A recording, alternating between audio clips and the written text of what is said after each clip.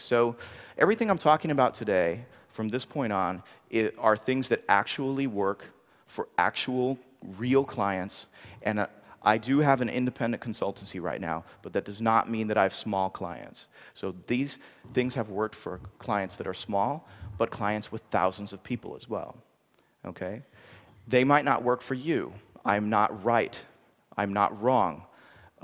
Some of the things might work for you and others won't.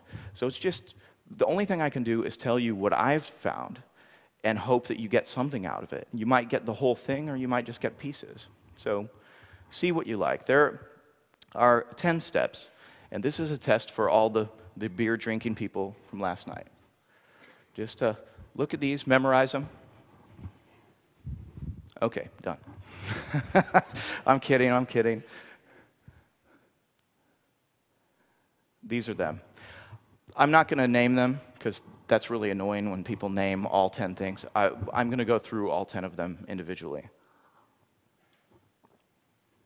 So the first one is content inventory. This is not a new step. This is something that hopefully almost everyone does today. And basically, you're figuring out what do I have in a site or on a page or in a module or what have you.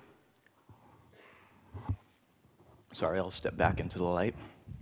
Last year I gave an entire presentation in the dark. This is what we have on this page. So we've got navigation, we've got a logo, a date and location, media links, et cetera, et cetera.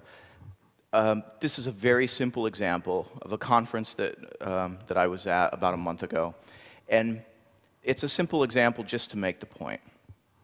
A content inventory in its base is just a list of things that you have in the site. And content in that sense for an app would also be the widgets, the components. You can put those in there as content inventory. Okay? So not a really difficult step. The difficult part is figuring out what you're going to put in there, because basically you want to start with nothing and only add the things that you need. We'll get back to that later. And then we have something that I call content reference wireframes. This is a normal wireframe, or at least the types of wireframes that we see today. But this is what I mean with a content reference wireframe. If we were to have this type of page, before we designed it, we'd be thinking about how we would set up the page. This is a content reference wireframe right here. These things existed before. I didn't make this up. They were called schematics. They were called wireframes. This is how I knew. I knew these as wireframes when I started. Just thinking about